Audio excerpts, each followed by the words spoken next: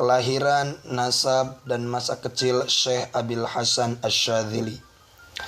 Asy-Syekh Al-Imam Al-Qutubul Ghawth Sayyidina Asy-Syarif Abul Hasan Ali Asy-Syadzili Al-Hasani bin Abdullah bin Abdul Jabbar terlahir dari rahim sang ibu di sebuah desa bernama Ghomaroh, tidak jauh dari kota Saftah, negeri Maghribil Aqsa atau Maroko, Afrika Utara, bagian ujung paling barat, pada tahun 593 Hijriah atau 1197 Masehi. Beliau merupakan zuriat atau keturunan ke-22 dari junjungan kita Nabi besar Muhammad sallallahu alaihi wasallam. Dengan urut-urutan sebagai berikut: Asy-Syekh Abil Hasan Ali Asy-Syadzili adalah putra dari Abdullah bin Abdul Jabbar bin Tamim bin Hurmuz bin Khatim bin Qusay bin Yusuf bin Yusa bin Wardi bin Abul Batol bin Ali bin Ahmad bin Muhammad bin Isa bin Idris Al-Muthanna bin Umar bin Idris bin Abdullah bin Hasan Al-Muthanna bin Sayyidina Hasan bin Sayyidina Ali bin Abi Thalib wa Sayyidatina Fatimatu Zahra binti Sayyidina wa Habibina wa Syafi'ina Muhammadin Rasulillahi sallallahu alaihi wasallam. Sejak kecil beliau biasa dipanggil dengan nama Ali. Sudah dikenal sebagai orang yang memiliki akhlak atau budi pekerti yang amat mulia. Tutur katanya sangat fasih, halus, indah, dan santun, serta mengandung makna pengertian yang dalam, di samping memiliki cita-cita yang tinggi dan luhur. Beliau juga tergolong orang yang memiliki kegemaran menuntut ilmu. Di desa tempat kelahirannya, beliau mendapat tempaan pendidikan akhlak serta cabang ilmu-ilmu agama lainnya, langsung di bawah bimbingan ayah bunda beliau. Beliau tinggal di desa tempat kelahirannya ini sampai usia 6 tahun, yang kemudian pada akhirnya hijrah ke kota Tunis, sekarang ibu kota negara Tunisia, Afrika Utara, yang semata-mata hanya untuk tujuan thalabul ilmi. Di samping untuk menggapai cita-cita luhur, beliau menjadi orang yang memiliki kedekatan dan derajat kemuliaan di sisi Allah Subhanahu wa Ta'ala.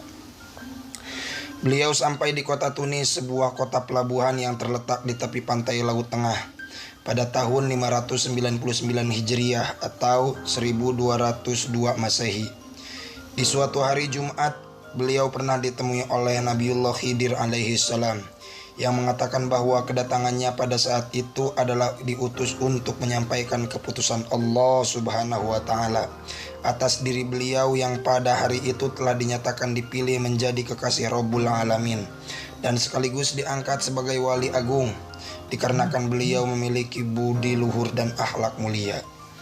Segera setelah pertemuan dengan Nabiullah Khidir alaihi salam, beliau segera menghadap Syekh Abi Sa'id Al-Baji rahimahullah, salah seorang ulama besar di Tunis pada waktu itu, dengan maksud untuk mengemukakan segala peristiwa yang beliau alami sepanjang hari itu. Akan tetapi, pada saat sudah berada di hadapan Syekh Abu Sa'id, sebelum beliau mengungkapkan apa yang menjadi maksud dan tujuannya menghadap, ternyata Syekh Abi Sa'id Al-Baji sudah terlebih dahulu dengan jelas dan runtut menguraikan tentang seluruh perjalanan beliau sejak keberangkatannya dari rumah sampai diangkat dan ditetapkannya beliau sebagai wali agung pada hari itu. Sejak saat itu beliau tinggal bersama Syekh Abi Sa'id sampai beberapa tahun guna menimba berbagai cabang ilmu agama. Dari Syekh Abi Sa'id beliau banyak belajar ilmu-ilmu tentang Al-Quran, hadis, fikih, akhlak, tauhid, beserta ilmu-ilmu alat. Selain itu, karena kedekatan beliau dengan sang guru, beliau juga berkesempatan mendampingi Syekh Abi Sa'id menunaikan ibadah haji ke Mekah Al-Mukarramah sampai beberapa kali. Namun setelah sekian tahun menuntut ilmu, beliau merasa bahwa seluruh ilmu yang dimilikinya, mulai dari ilmu fikih, tasawuf, tauhid sampai ilmu-ilmu tentang Al-Quran dan hadis, semuanya itu beliau rasakan masih pada tataran syariat atau kulitnya saja. Karena itu, beliau berketetapan hati untuk segera menemukan jalan atau thariqah. Itu sekaligus pembimbing mursyidnya dari seorang wali kutub yang memiliki kewenangan untuk memandu perjalanan ruhaniah beliau menuju ke hadirat Allah Subhanahu wa Ta'ala. Maka dengan tekad yang kuat, beliau memberanikan diri untuk berpamitan sekaligus memohon doa restu kepada sang guru, Syekh Abi Sa'id Al-Baji, untuk pergi merantau demi mencari seorang yang berkedudukan sebagai